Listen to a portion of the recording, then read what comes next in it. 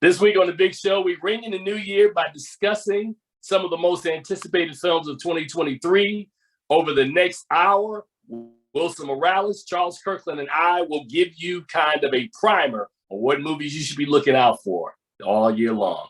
We'll have all that and more on the first Keeping It Real with FilomGordon of 2023. Let's go. All right, and welcome to the latest episode of Keeping It Real with FilomGordon. I am Tim Gordon. I am joined by my colleagues, Wilson Morales and Charles Kirkland. I left a pause in there in case anybody was going to say anything. Nobody did, so it's cool. We'll keep it moving. Man, it's the first show of the new year. Thank God we made it, man. How you guys doing, man? Wilson, how was your New Year's Eve? It was fine, just to be on for a couple of minutes today, to talk about the films that's coming up. But New Year's is fine. We're rolling to 2023. A lot's going on. What about you, Charles Kirkland? Well, I spent 2023, the opening of 2023, praying in as I usually do. So I'm happy. This is going to be a better year than the last. All right, man. Well, we got a lot going on today. And since we have Wilson for a limited amount of time, Wilson, I'll start off with you, man. Is there anything, I know we're in a kind of a holiday, kind of a shutdown. Is there any news that, entertainment news that we need to know about as we move forward? Well, you've got the Golden Globes coming up. You got the Critics' Choice Awards coming up soon. You've got Sundance, so as the year starts, these awards are going to start popping off and you'll start narrowing down as to who will possibly get a nomination. As before 2023 doesn't really start until the Oscars are over, so like you'll get movies in between that time. There are like fillers, and some of them will stand out and make money, and some of them are just throwing out there. Some of them are out there. So you got a few films out there that's coming out soon. One of them obviously comes out this week, Megan, the horror film that's out there through Universal. All right. Okay. Well, that'll work. Okay. So let us just jump into it, man, since we got a bunch of movies that are highly anticipated this year. And to Wilson's point, man, I tell Charles and all you guys every year, man, that January and February routinely is, I don't know, man. I'm not going to be biased, but I just think that the quality of movies in January and February is not as high as other months of the year. And, we don't even have to go through a litany of films that have worn this out over the course of my career as a critic. So let's just start with the first film. 30 years after the original, House Party is dropping on January the 13th. A remake of the Reggie and Warrington Hutland film that launched the career of Robin Harris, Kid and Play, Martin Lawrence, Tisha Campbell, A.J. Johnson. I'm not sure if any of them are in this film, but in the new one, they are over at LeBron. This will take place at LeBron James's house with a lot of cameos. Anybody have a comment on House Party? Well, yeah. First of all, this is not a remake. This is a new story, and I believe that I know at least Christopher Reed is going to be in the film. So I believe both of them actually are going to have some cameo in the film, Kid and Play, that is. So the commercials have been running nonstop for this film, and I don't know if it's making people want to see it or not. But again, I caution everybody: this is a January film. Is it January or February? I think January 13th. Yeah. So you know what you're getting when we talk about a January movie. However, the market has changed a little bit because you have Women Talking coming out this week, which is a big film. It's nominated for a number of awards. So things may be starting to change a little bit as far as the January market goes. We'll see. All right. So let me just do a correction for you, because I see what you tried to do there. Women Talking is a movie that is an awards consideration film that's getting a wider release in January, which is very different from a film with a January release date. Wilson Morales, please help Charles with House Party. I know. For some reason, I was wondering why Charles was in. I'm wondering too. Like that made no It's like, sense, man. Like no, it's like it's not he changing. looked. But I go thought ahead. he was reading like some like he's look. He was talking like he just read this stuff off. Like, does he not have an opinion? Like, but anyway, yes, January films tend to be throwaways because no one's expected to make blockbuster numbers. But piggybacking on what Charles said, when it comes to black films, some of them have done well in January, leading up to Martin Luther King weekend. Some of films have done. They've opened up number one. They're not necessarily making bazooka numbers, but sometimes if you get the number one opening, it goes a long way for some of these movies. We think about Stomp the Yard and a few other movies that came out around that time period, around Martin Luther King weekend. But nevertheless, this is a reboot. It's Kid and Play, at least according to the trailers, have made an appearance, so they signed off on it. And it's directed by Calmatic, but until we see it, I won't say more until people will see it. Because I think about when people talk about the Fresh Prince of Bel-Air, a TV show, people thought like, oh, you're rebooting a class, like, and then when they came off, it's totally different from what we saw in the 90s, and people loved the show, so we'll see, where this movie is going to be 30 years later. So, because today's generation probably doesn't see House Party the way we do. No, and that's a legitimate point, man. But but in teasing Charles, I was just saying that January and February to me are always the time that they just, because we got to play something. So they have some movies that come out, and generally the quality is not really that high, as evidenced a couple of weeks ago when we talked about some of the worst movies or the most disappointing movies. When we talked about the 355, that was a film that came out right around this time last year. So it's not a coincidence. So having said that, St. Omer is also going to be opening the same weekend as House Party, but again, a very different situation because St. Omer is a film that has award aspirations, and it is. And you also got to remember, Woman Talking in St. Omer played at festivals to a point where it was talked about. It's being considered for awards, and now they're getting a wider release in the States. Correct. So that is a very good distinction. And Charles, thank you for bringing that up, because if people at home are trying to figure that out, we want to make sure that they understand the difference between a regular release and then films that are getting an awards push, which those two, like St. Omer and Women Talking, are. All right, so we're going to move into February and the third installment of the Magic Mike franchise, Magic Mike's Last Dance, Salma Hayek, Channing Tatum. Not really a movie I've watched because I'm a guy, and the whole dancing and Channing Tatum, the step up thing he's done. Again, not hating on it. I'm just not your audience. I'm not the guy who's a big Magic Mike guy. I'm gonna start with Charles Kirkland. Charles, they're aiming it for around Valentine's Day, and I think they're going to market and play it up. Will this be a movie, man, that will work during that time period in a very slow release calendar? I'm much like you. I'm not a big fan of the Magic Mike franchise. I've seen the first film. I glanced over the second film. I am a fan of the Step Up franchise. So the stuff that he's done in there was very entertaining.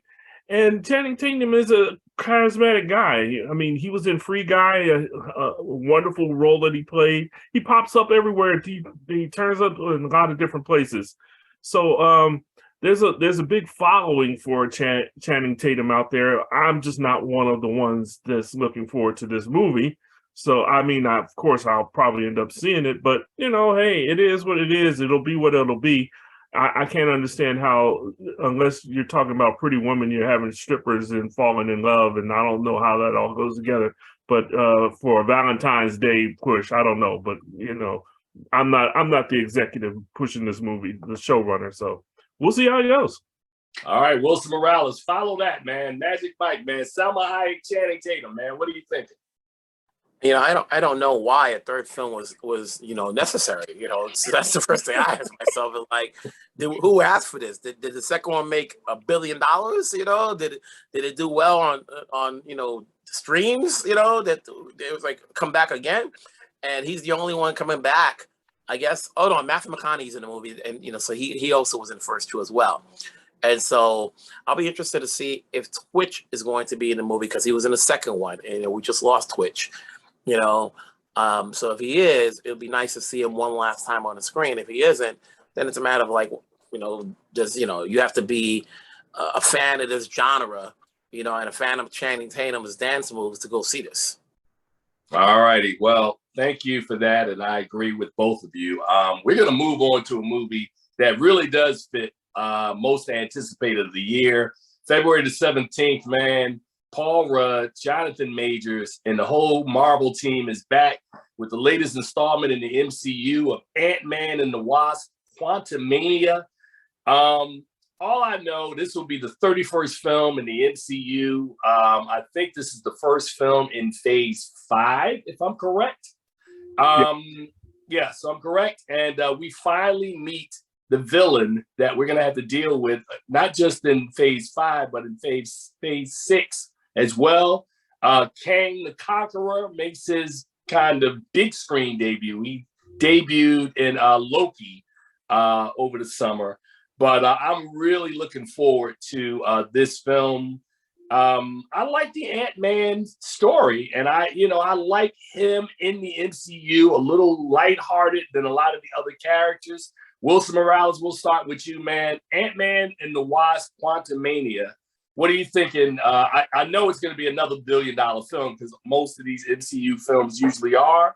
But why should people get excited about this film? I don't know. I think at some point, we're going to get a fatigue of Marvel films once all the fan favorites start disappearing. Obviously, as we saw, once you got rid of Iron Man, and we still have Thor out there, but I think with the Ant-Man films, they're more tongue-in-cheek, so like they're an acquired taste. I don't mind Paul Rudd, but I don't know about Paul Rudd playing his tongue-in-cheek in a Marvel film. Jonathan Majors, while he played somewhat of a serious role in Loki, if you watch the series, because we can't assume people are going from Loki to these films. We'll see what he brings to the table. Let's see how they correlate, because all these Marvel movies seems to connect one to the other. So, but it's nice to see Michael Douglas back on the screen, and as well as who's the one that played the mom, Michelle Pfeiffer. Michelle Pfeiffer, right? Yeah, Michelle Pfeiffer. So, and is Lawrence Fishburne in this as well? I don't know. Charles, do you know? I don't know. I don't know either. I don't think his role is. I don't think his role is in this movie. I don't think he's going to be there. So we'll see. It's like I said, it's a Marvel movie. It doesn't need it doesn't need more promotion. They're going to do well. Charles, I mean, knowing that it doesn't need a lot of promotion, man, do you have any other reason other than what Wilson stated about this film? I kind of disagree with Wilson about the following. I think there's a lot of people who are expecting Jonathan Majors to do some incredible work. I mean, just off of what he did in Loki. So I think that is creating a buzz that for Ant-Man movie that would not be there, because the first two movies in this series, the Ant-Man series, were not that well received. So this one, I think, has a lot of anticipation, as we're talking about. I think this one has a lot of juice in it, and that people are looking forward to seeing this role. However, how do we skip over Marlowe? We know there's a Philip Marlowe film that's coming out as well, with Liam Neeson playing the role that was made famous in history. I'm looking forward to that movie as well. But as far as this Ant-Man goes, it's Marvel. We don't even really have to talk about it because it's going to be a blockbuster because it's Marvel. So.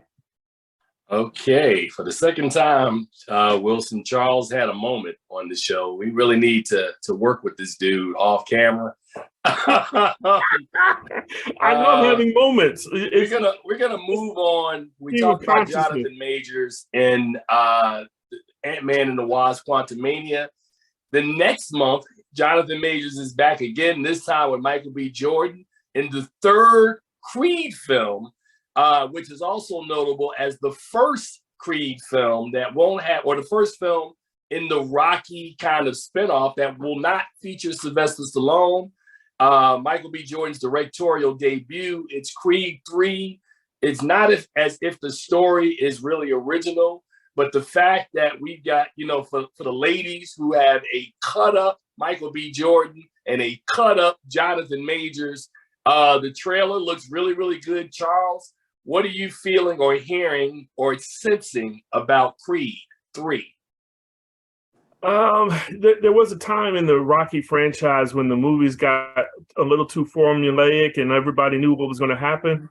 And I think we're reaching that point with Creed 3. I mean, we see everything. We know all the elements. We know where it's going, which is probably why Ryan Coogler said, I'm good. You guys can have it. He wrote this, took part of the writing the screenplay, but he handed it off to Michael B. Jordan to get him some opportunities to do some directing.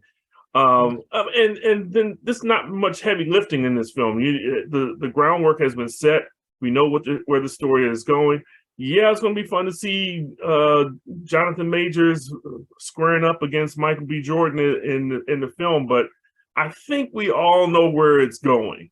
So I think as far as anticipation goes, this is one of those movies like, yeah, okay, we'll see how it goes. Wilson, agree or disagree? I was like, this is the third time. Charles is like stating the obvious. Of course, I was like, when you saw Rocky movies, it's like, did he not win in the end all the time? It's like, at the end of the day, like, the beginning of it, he may lose, but then he'll come back. People just want to be entertained. It's Creed. It's the 9th film in the Rocky franchise overall. As you mentioned, this is Michael B. Jordan's directorial debut. So let's see, there's some things that are kind of set in place that, okay, well, how hard is it to direct? We want to see a fight. We want to see half of a story. We want to see you fight. So really it's up to your editor's job to make sure those stick and move scenes are enough to capture us. All righty. Okay. Look, I can't argue, man. The film is called Creed. So it's not called whatever Jonathan Majors' character is. So I think Michael B. Jordan is going to be all right ultimately in this film. We will move on to our next film.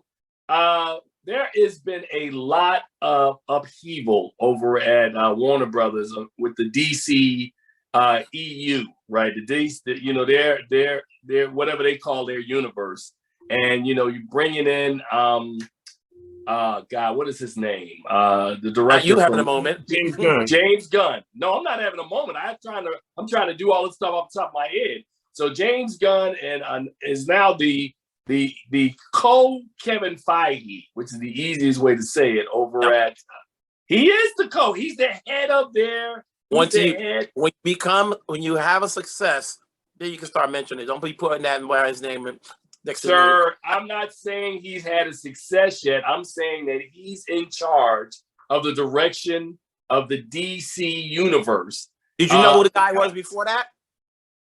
I can't remember the guy's name. That's the whole point. Well, my point is, I don't understand why y'all nitpicking. I'm literally setting this up by saying, with James Gunn coming over, there's a lot of upheaval right now.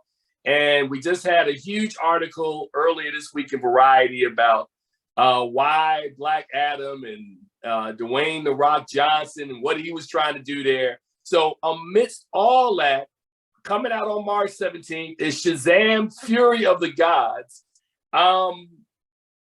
Personally, I'm just going to tell you that I think that we may have to sit through several cycles of bad movies coming out of Warner Brothers with their DC films until they figure out the direction. Wilson, am I wrong to feel that way? I mean, we've had Venom, we've had Venom's not part of Marvel.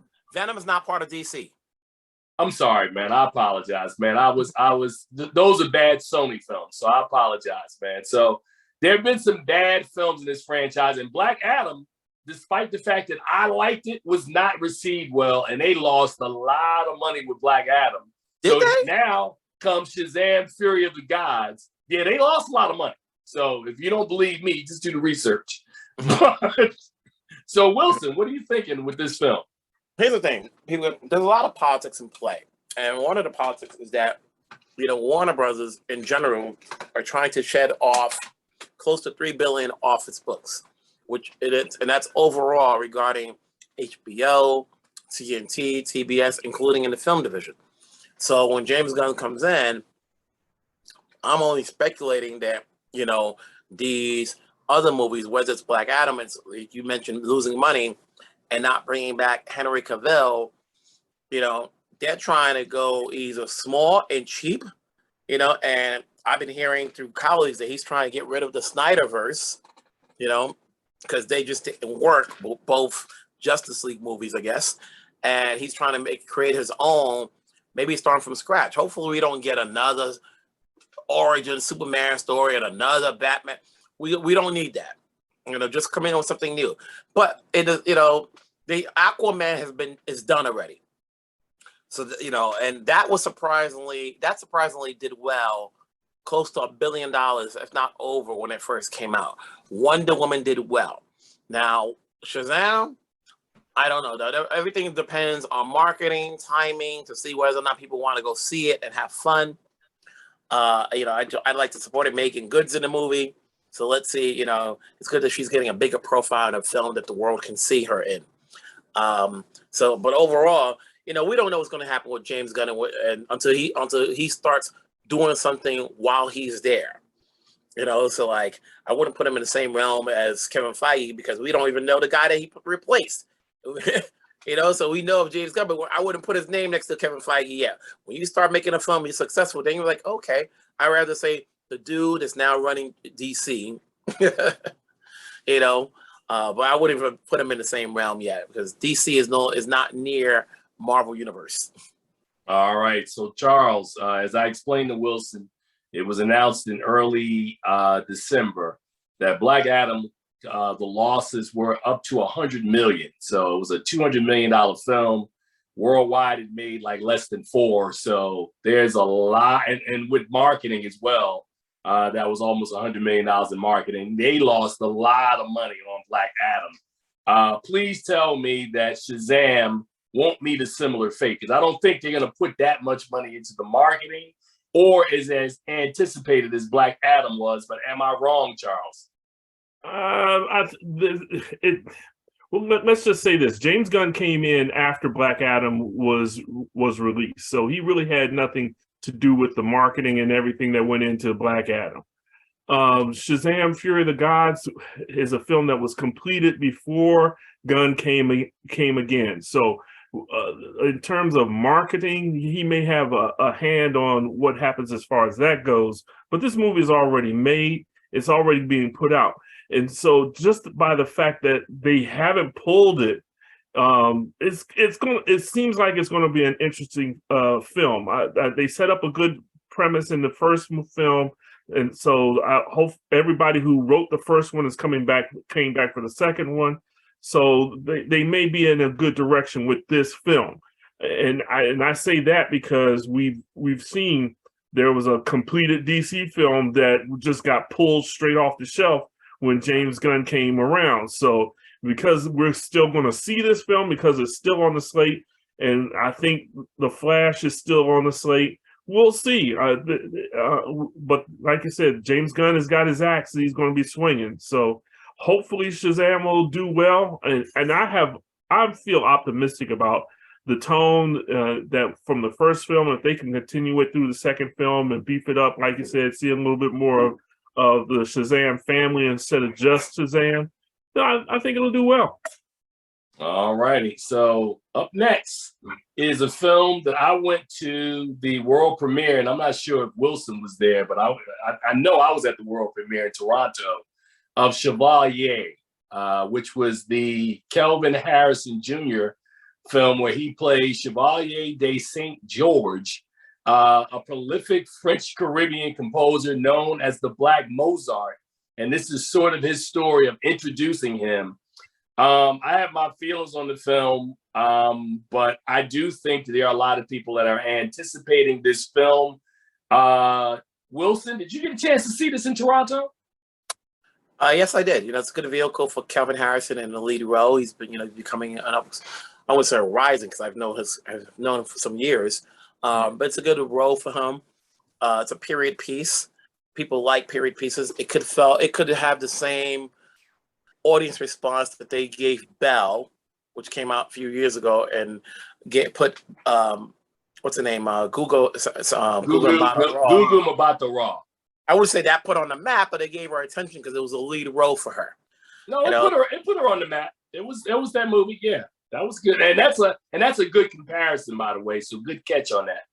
I was gonna say the same thing. It was a good call on saying Belle, but Under the Lights was where she really broke out. So anyway, nobody remembers that. But anyway,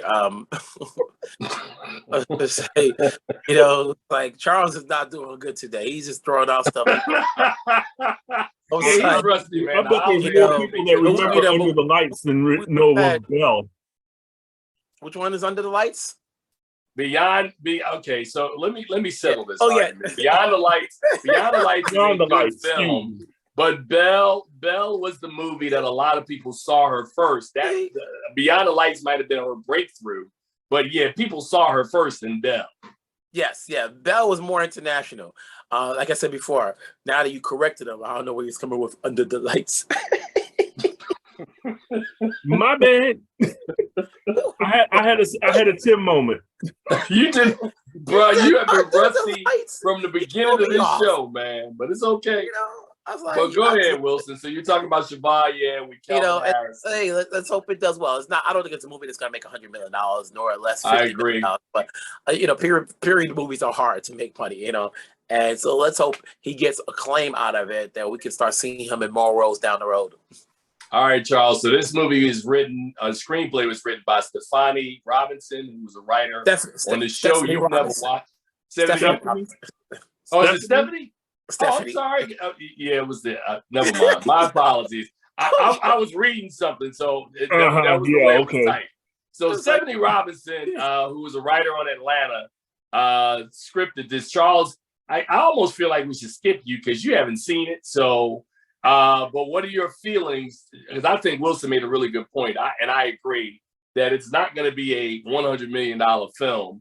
And Kelvin Harrison is desperately trying to break out into more kind of adult, more roles that have some substance to them. And it's also a sort of like Pictures movie, and they're not known for making financial blockbusters, like they've got, look at what they released last year. They've got Banshees, they've got Empire Light. None of those movies have cracked 50 million, yet they're all award worthy. Right. So Charles? Well, I think the difference here, and Kelvin Harrison is very good in this movie. I have seen. Thank you very much. Oh, you've seen it. My apologies. I don't know if you saw it or not. Would you see it on the Fire Stick? But Kelvin Harrison is a very good actor. I don't think I've seen too many of his films where I think he hasn't done a great job in it. So this is this is another one of those times when he's trying to show his range of what he can do, what he can be. Coming off of what he did in Cyrano the year before. So, hopefully, he's going to start getting, I'm amazed. Well, I'm not amazed because I remember the movie why it's not in any award consideration, why it's being released where it is. So he's also on Elvis. Remember, he was also on Elvis. Yeah. Well, but anyway, for a small piece, it wasn't like this role where he's playing here, where he's the lead, or even in the role that he played in Cyrano. So I think, anyway, but I'd love to see Kelvin Harrison do some more. Hopefully, people will support him in this film. But like you said, it's not one of those ones that everybody's going to run out to see. All right. Speaking about running out to see, I almost feel like the next 4 or 5 or 6 of these we're going to talk about are literally, they fit the description of highly anticipated. And we'll start with the final James Gunn film in the Marvel Cinematic Universe. And of course, that's Guardians of the Galaxy Volume 3, which drops on May 5th. The only thing I can say about this, because it's not, these films are all critic proof, man. It doesn't really matter what any of us say. People are going to see these movies, especially this one. The only good thing that made me smile was that we see Gamora in the trailers is back on the team. I don't know how they bring her back. I know there's a multiverse. I don't know, but I'm glad to see Zoe Saldana and her character back with the big team. Charles, what are you feeling about Guardians Volume 3? All right. Again, this is a Marvel movie. I mean, for us to say this is anticipated is like, saying that the sun is bright. I said that. I said these I know. I'm agreeing. Movies. What do you want me to do? I'm not disagreeing with you. I'm totally confirming what you're saying, sir. It's a Marvel movie. It's supposedly the last of the Guardians franchise. So there's a whole lot wrapped up into this. So people are going to see it. I know you're the host, Tim, but how did we skip John Wick? Is that not an anticipated film as well? But I'll stick with what you're saying because this one, I mean, it goes without saying that this is a big movie. It will be a big movie for the Marvel Universe and $100 million, of course, at least. So we'll see. All right, so Wilson Morales, man, I like you because you don't question the host, and there's a reason why we're going in a certain order. Water is wet, Wilson, and Guardians of the Galaxy is going to be about $1.5 billion. Am I off? Am I right? Over, under? Under. Under. I think under, the last movie I think was horrible. It's one of the worst Marvel movies, I think. I wasn't a fan. Wow. I wasn't a fan of Guardians 2. I was like, why am I So wait a minute, are you talking about the holiday special or Guardians 2? No, he's talking about Guardians 2. Talking about Guardians 2. Guardians 2. I don't think it's ever made itself on a DVD or me staying on the channel when it appeared on Disney Plus. Hold on a second. That's the one with Ego, right? Yes. Okay. Yeah, all right. Nevertheless, nevertheless, Zoe Saldana's back, and I'm sure, coming off of Avatar, people still want to see her. So, like, hey, it's got its fan base. But Marcus said, Marvel movies don't need much of us talking about it because they're gonna do well. It's got its audience, it's got its space, it's got its lane. So moving on. All right. The next one doesn't need us advertising it either. And I just will say for the record that I think there's a certain point that you overstay your welcome, right, as a franchise. James Bond has never hit that point. Marvel has enough content that they haven't hit this point. But Fast 10, man, I'm like, how much more can Dominic Toretto and his crew do in these movies? I think the last one they went into space, if I'm correct, because I remember sitting at the screening and going, really? Really? So I don't know. And they got one more after this. I have no idea what these guys had planned to try to continue to one-up each other. Charles Kirkland, please tell me I'm wrong and that there's some tricks in the bag, whether they can drive a car from building to building, whether they can have a car drag a safe, whether they can have a car in space. I've seen almost every car trick you can have. What's left, Charles Kirkland? We got to have the car that goes underwater. We got to have the one that they had a car that went on the water. I don't know if they on the water, yes, but we got to get down under it like a submarine. That's what we got to do next. We got to have a car that shoots torpedoes and takes people out. That's all. It's going to be some plot where you got to save Earth, and they got to go. They got to go through the terrain, something like that, underneath something so they don't get detected. I don't know.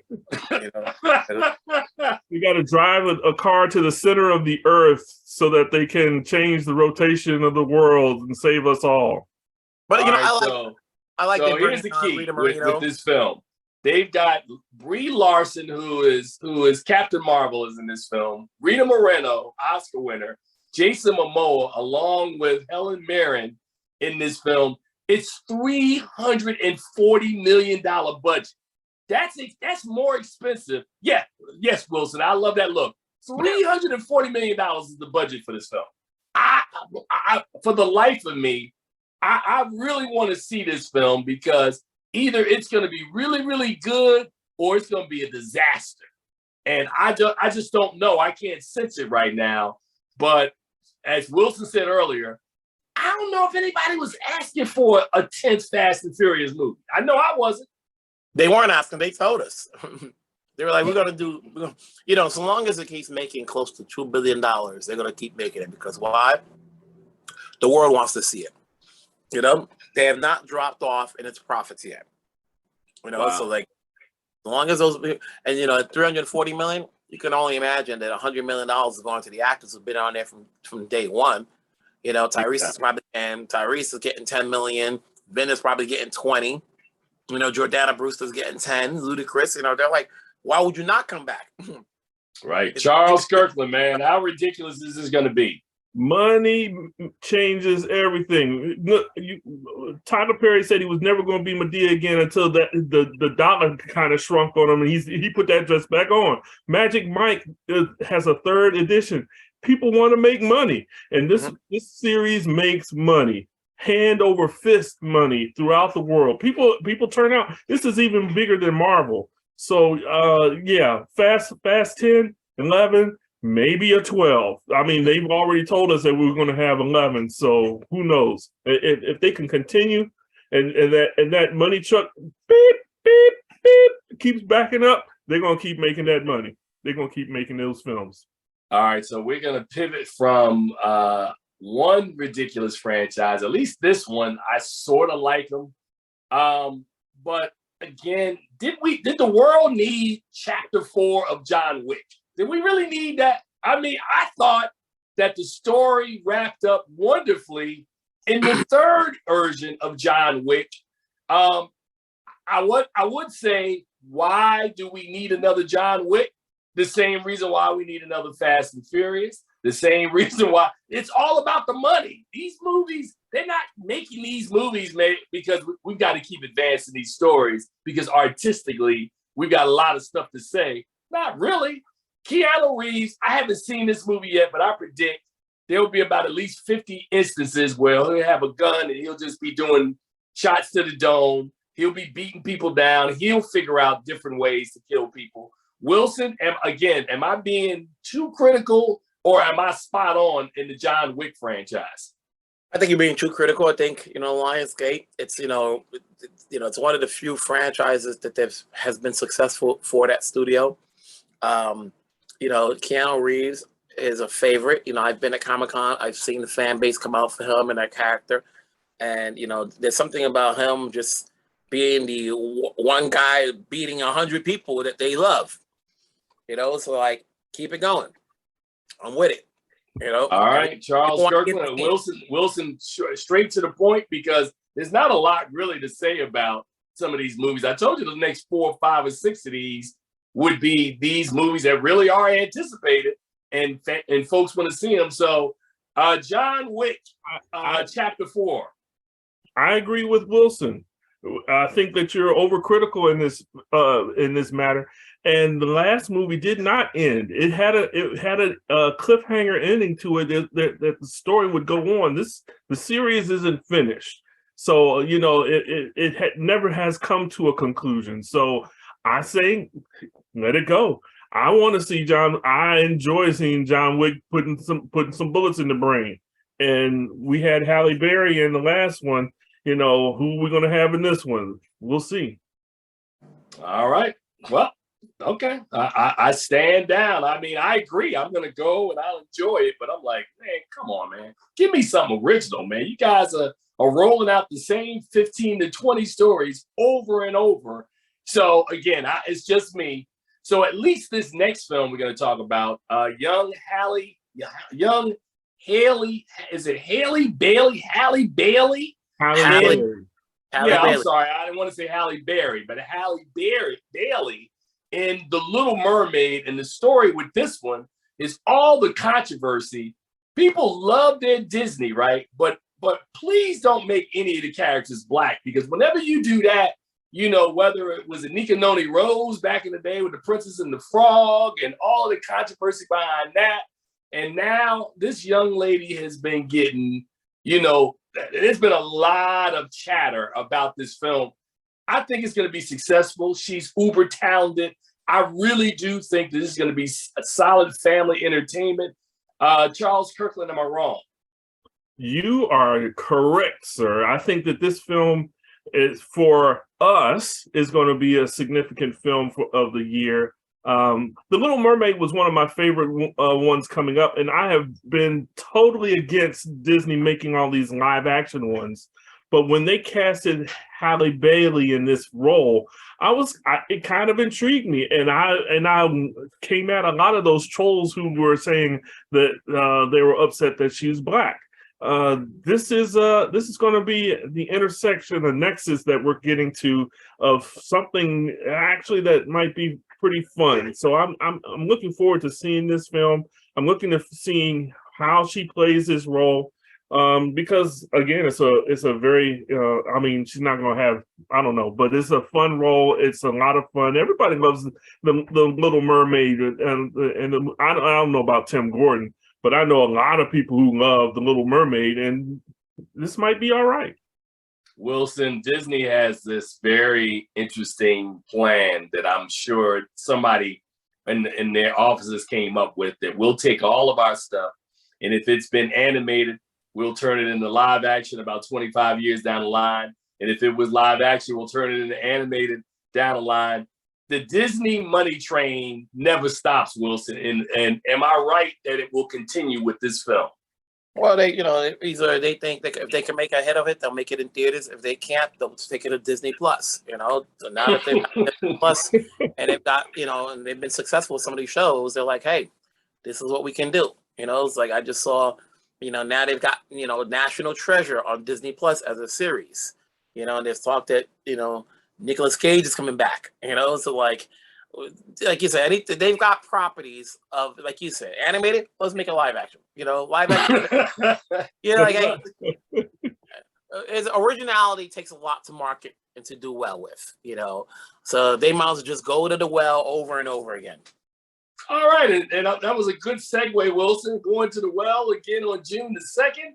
Now, this one is highly anticipated, and I really want to see Spider-Man Across the Spider-Verse, the Miles Morales. If I got to keep watching the story that continues, this one, I really like the first one of this film.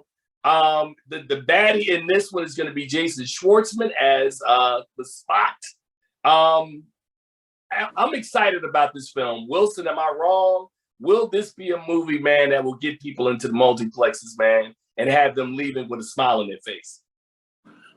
Let's hope so. You know, animated obviously always sells. Spider-Man did very well.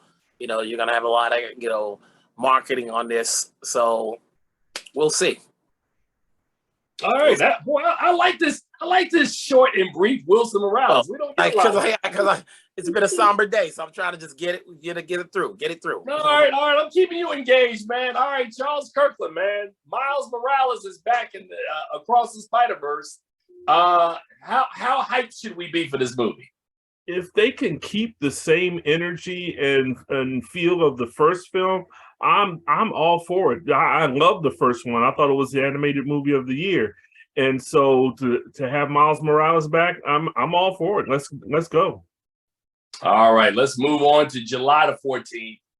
I actually interviewed this guy years ago and asked him about his proclivity of being Hollywood's biggest thrill seeker. This film, Mission Impossible: Dead Reckoning, they're saying on record that it has some of the most dangerous stunts that have ever been performed on film. This is a man who broke his ankle in a movie and kept it in. This is a man who's hung off the side of planes. Tom Cruise is a nut. And I remember telling him, I don't understand, but he's a thrill seeker. extraordinaire, Charles Kirkland, man. This film, I like all of these films, man, to be perfectly honest. I'm a fan of this franchise. And I think what Cruise does with Ethan Hunt, he uses his own body, man, to help to ramp up these stories. I don't even know where to go with this one, man. I mean, I love Cruise, but I get afraid that one day we're gonna read a story about Cruise doing something crazy and it didn't work out, but we didn't get it on this film. What are you thinking about Mission Impossible: Dead Reckoning Part 1? You act like this is what he does just for this film. I mean, did he not fly all the planes in Top Gun? Yeah, I mean, he does it all the time. This is just who he is. This is how he decides he wants to make movies. He likes to keep it as genuine as possible. He's a thrill seeker, and as an actor, he's a thrill seeker and acting on the side. So we just get to sit back and enjoy all the stuff that he does. I mean, this Mission Impossible franchise, except for one movie, has been successful for every show that they've done. So I'm looking forward to this one. And Part 1, Part 2, Part 3, ever many parts they do, I'm down with Ethan Hunt. Let's go. Hey, all right, Wilson, Ethan Hunt is back. Ethan Hunt, I'm good. Tom Cruise has shown what if he could do what he did with Top Gun, Mission Impossible, will do very well. People love those things. It's from the 90s, everything old is new again. And Tom Cruise is the last of the A+ actors still working along with Harrison Ford. All right, man. This one kind of pains me. Coming up, we're moving later on into the calendar. Dune Part 2 is coming up. And I saw Dune, and I had to sit with a couple of people who had read the book to kind of explain what was going on. There was not a lot of Zendaya in Part 1, but I've been told that she's going to anchor and be a huge part of this second film. Wilson, I know it's early, and this film's not coming out for like another 10 or 11 months, man. But what do you think the prospects of Dune, because they're clearly going to try to market this as a contender for next year's awards, man, and be pushing Zendaya and pushing, I forget the gentleman's name, Timothée Chalamet. Mm-hmm. Yeah, they'll be pushing these guys next year along with Denis Villeneuve. Yeah, can you hear me? Denis Villeneuve. Thank you. So Wilson, what's your feeling? What is your gut telling you about Dune? I'm gonna try to wrap this up because I have to go pretty soon, really, really soon. But no, man. Well, if you gotta go, we know it's extraordinary circumstances. Yeah. So, like, with the first movie, it won a number of Oscars, and I think that if the second movie does as well, critically well, as the first one, this may be in the same line as Lord of the Rings, where Denny's a well-respected director, that if the movie does really well, he's going to be nominated for Best Director, and they're going to give it to him. If there's nothing else it's competition-wise. Dune was really well-respected. And we knew that he was going to be doing 2 parts. So, and considering how well it did at the Oscars, behind the crafts, they just may give it to him, and we'll see how the performances are. Like I said, so I'm looking forward to seeing what it brings to the table. And like I said, Denny's a good director. Wilson, get on out of here, man. And we will hit you after the show. But yeah, you go ahead on, bro. Okay, appreciate you guys bearing with me. I will talk to you down the road. Hey, our condolences, brother. Take care, Wilson. Our prayers are going with you. All right, bro. All right, Wilson Morales from blackfilmandtv.com. So that's another story. So Charles, to Wilson's point about Dune, this Part 2 has Florence Pugh, Austin Butler, who of course is getting all of these raves for Elvis, and Christopher Walken will be joining Part 2. So you're right. I mean, Wilson makes a really good point that it was a film that was either nominated or won several awards last year or the year it came out from the Oscars and the critics community. Will this one, I mean, we don't know because it's really, really early, but I think it's set up, man, that for it to kind of replicate that again. I remember seeing the first one, and I was probably one of the ones sitting beside you, having read the book and knowing everything that was going to happen. And I was thoroughly impressed by the way Villeneuve portrayed the story in that film. He took his time. The effects were incredible. I'm looking forward to this film. I think that this will, again, I say the same thing that I say for Spider-Man. If he can continue, and I don't see any reason why he cannot or would not, to keep the same tone, keep the same visuals, keep the same sound effects, the visual effects that he did in the first one. You got, like you said, you've got more. Zendaya is going to be in the film more, Chalamet, and all the other people that you mentioned. So there's supreme talent that's going to be in this film as well.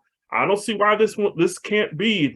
I mean, like you said, this could be the award-winning film for Denis Villeneuve. So I'm looking forward to it. All right. So we just talked about Timothée Chalamet and Chalamet. Did I say Chalamet? I said Chalamet, right? Chalamet. Chalamet. Okay, Timothée Chalamet. The issue of saying this guy's name, my name is Timothy. So when we say his name is Timothy, so I always get really thrown off, man, pronouncing his name. But we talked about Jonathan Majors earlier with Creed 3 and Ant-Man, the Wasp, and Quantumania, right? So Chalamet, did I say it right that time? No. Okay. Whatever his name is, you know who I'm talking about. You remember there was a band back in the day called Shalamar? He's yes. Chalamet. Okay. That was good. I like that. So Chalamet. You got it! Yeah, whatever, man. He's actually going to be starring in the Gene Wilder role that he originated in Willy Wonka and the Chocolate Factory. They're just simply doing Wonka. So the fact that they're releasing this in December, I sort of get it because everything for the most part is going to be really, really dark. We put in this kind of film that I think would have played better in the summertime, but it's kind of programming, man. In addition to that, Charles, it co-stars Olivia Colman and Keegan-Michael Key. Wonka, we put it on the list as one of the most anticipated films of next year. Am I wrong? Am I reaching? I think you might be reaching a little bit. I know that this is supposed to be, this is like one of those prestige things that they're going to do with Chalamet and making it darker. And, you know, the last one didn't go, the Charlie and the Chocolate Factory, where they had the darker Wonka, it really didn't go over as well as many people thought it was going to do. That was Johnny Depp, right? Was it? Yeah. Okay. And so I'm not sure that people are going to be, because Willy Wonka is just such a beloved story and it's light and fun. And when they take it to the dark place, people just not really happy with it. So I'm not sure how this is going to work. I know people will want to see it, but as soon as the reviews come in, it may keep some people away from it and keeping it in that prestige area versus where. That's exactly why it's not opening in the summer, because this is not going to be a family-friendly film. All right, okay, I can take that, and that's a good explanation. Thank you, Charles. See, you redeemed yourself, man. You started off rusty, but you're getting better as the show goes on. Well, all right. We'll see. Wilson left, so I had to take up his part. Oh, okay. I can respect that. We saw The Color Purple. Well, I know I saw it back in 1985. It made stars out of Whoopi Goldberg and Oprah Winfrey. It didn't really make a star of Lawrence Fishburne. He was in it, but Danny Glover, it really sort of put him on the map. Now we have Color Purple, a musical adaptation with Taraji P. Henson, Corey Hawkins, who played he played Dr. Dre. Because Aldous Hodge played MC Ren. All right. And Straight Outta Compton, Danielle Brooks, Coleman Domingo, and her making her film debut in this film. again, this is and don't this forget is Halle Bailey is also in it. right. So here we go. Let me just get out of my age for a second. And it's almost the same thing we just said about Disney, right? So they made a story for our generation. This is kind of an updated version for the next generation. I saw the musical on Broadway, and it reminds me a lot of when Wilson said earlier in the show when he was talking about the Fresh Prince, and then they came out with Bel Air, where you kind of literally, which I thought was genius. You know, you taking a comedy, taking the same characters and making it a drama. In this case, we have a drama, and now we're turning it into a musical. I don't get a sense either way of how this is going to translate on film. It might be enjoyable, Charles. What are you thinking? I think the problem is a classic one. Whenever you take these Broadway shows and put them on film, they don't communicate as well as they want to. It's very rarely that you get one of these films that actually gives you the same feeling that you would if you were in the theater. Hamilton did it because actually it was just a recording of the stage play. Chicago did it. There's a few films that have been able to communicate well, and I'm worried about how this will do as well. The Cats bombed terribly because it just didn't look right.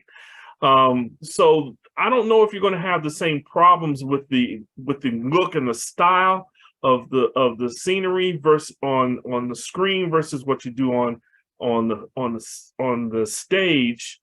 But it's hard. It really is hard to make a good movie out of a play. And even I think the last time we had that wasn't even a musical was Fences, which I thought communicated very well, although it wasn't as well received as some people should have. Wait! Time out, man. Hold on a second. I have to throw a flag on the play. Did you just call Fences a musical? No. I said the last stage play that communicated well was Fences. I'm sorry. Okay. And that's working towards my point. And Fences communicated well because it was a stage play. But when you get at throwing that other atmosphere of a musical, it makes it that much harder. So I hope The Color Purple does well, but I don't have very good hope. I don't think it's going to happen. That's what I'll say. Okay, let me just say this, and I apologize, but I won't, because if you've listened to this show at any point over 13 years when we talked about films that are musicals, I always say the same thing over and over, right? A musical only really works if you've got really good songs, right? You talked about Cats. Cats had one song that people cared about. When Jennifer Hudson came on and sung Memory, that was literally the high point of Cats. The rest of the Cats, every time I think about Cats, I think about being at the screening, how uncomfortable everybody was watching that movie. But you think about Rent, you think about recently, there was a film, I think it was last year, was it Tick, Tick, Boom? Tick, Boom was okay because I thought it had some songs that were decent, but it doesn't have anything memorable. Hamilton works because everything in that stage play is memorable. You know, I'm trying to think of some of the other classics that we've had in the last several years, but The Color Purple, for the reason that I'm giving you right now, Charles, I think works because guys trying to tell you something. Sealy's Blues. There are a number of songs that really, really are memorable songs from The Color Purple that were delivered by Shug Avery that I think would easily translate to a film version. Much in the way when you think about Dream Girls on Broadway, Dream Girls in theaters, with Holiday in theater, Hudson on the screen. So if we're going by the metric of a musical, which this is adaptation, I believe it will be successful because I think that the songs that worked so well 35 years ago plus will still carry it and make it work in 2023. Okay, we'll have to see how it happens. I'm not disagreeing with you, but we'll see. All right, man. And the last movie that we're going to hit before we get out of here, and this is taking into account that we're not talking about the Bayard Rustin film that Coleman Domingo has. We're not talking about Regina King's Shirley Chisholm film because I didn't have enough information to put that on the list. But we will end with Aquaman and the Lost Kingdom. And we've already said it, man, you know, with James Gunn and I forget the other gentlemen that are now in charge of DC's universe, comic universe or entertainment universe. There are a bunch of these movies that are already in the can that were made long before James Gunn showed up. I don't know, man. It's very strange that somebody comes in the middle of a slate of films that have already been done. And we skipped over the Flash because Ezra Miller's having all these legal issues. So I'm not sure what the Flash is going to do. If it even is going to see the light of day, there's no guarantee, Charles, that movie's actually even coming out. You slashed Cable out of it. I'm sure Ben Affleck won't be back as Batman. They're going in an entirely different direction. But the first Aquaman, I thought was okay. I wouldn't put it like in the upper lexicon of like really great comic book films, but I thought it was solid for what DC has done.